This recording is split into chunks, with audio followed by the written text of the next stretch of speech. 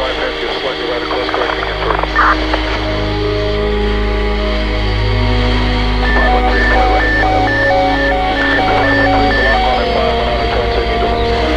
513, call ball. 513, clear ball, 610.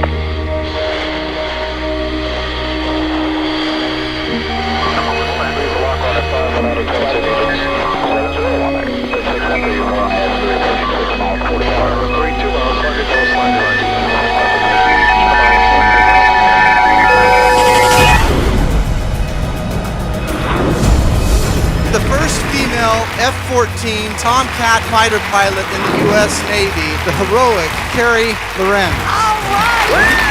Some of the things that I would like to share with you today are those lessons learned on my journey from a small town Midwestern girl into the cockpit of a $45 million fighter jet. In the last decade, I've worked with outstanding leaders and executives just like yourselves, helping them build high-performing teams and helping take them to the next level of performance. You have to be able to feel the fear and go forward anyway.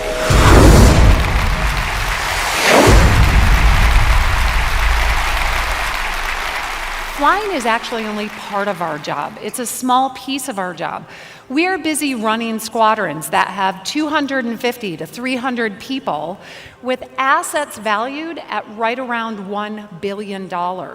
So what does that look like? We go from being the maintenance officer or the safety officer or the educational services officer to very quickly taking off that hat. I go into the next room, I brief my flight, my mission, then I go into another room and I crawl into 35 pounds of flight gear, go out to the flight deck, crawl up to my airplane, and I'm launched off the front end of that aircraft carrier going from 0 to over 200 miles an hour in just under 2 seconds flat.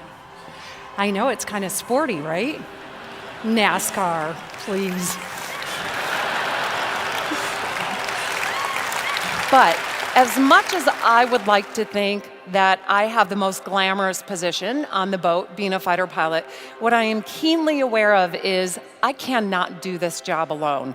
It takes an entire team to get this job done. Absolutely. Speed is life in my world, and the same is true in yours. We need to be able to make good, sound decisions very, very quickly as the competitive environment is constantly changing beneath our feet. If you lose sight, you lose the fight. So we need to stay focused on what matters.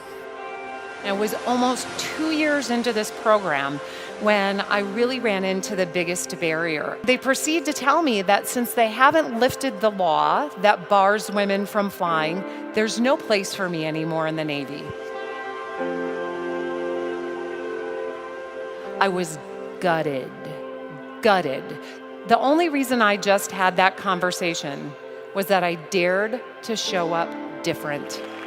So I went back into the commanding officer's room and said, "Sir, I don't want to get out of the Navy. I don't want to go to a non-flying job. We need to find a third way." Y'all, that's not my lesson learned. He said, "We're going to carve a new path for you. We're going to keep you on as a flight instructor." So I said, "Thank you very much." And every day I showed up as if I was going to the fleet with the rest of my classmates. It's not easy when you have these barriers put in front of you. It's not easy when people are telling you, "We're not ready for you yet. We're not ready for the way you're doing business. We're not so sure about that." But you stay focused on what matters. You do what you know is right. You operate with integrity and you go forward anyway. And I stayed focused on what mattered, and that was earning those wings of gold. And it's a good thing that I did. The day my class was filling out what you want to fly and where you want to go fly was actually the day that Congress lifted the law that banned women from flying. Now imagine if a couple of months before, on that final big boulder, that barrier to my being successful and living a dream, would have been the time that I would have said, "This is now officially too hard." I don't know what I would have been doing, like chainsaw and ice sculptures in Keflavik. I have no idea. But instead, I was assigned to fly the Navy's premier fighter jet. Playing small serves nobody. And in fact, not taking a risk is actually one of the biggest risks that you can take.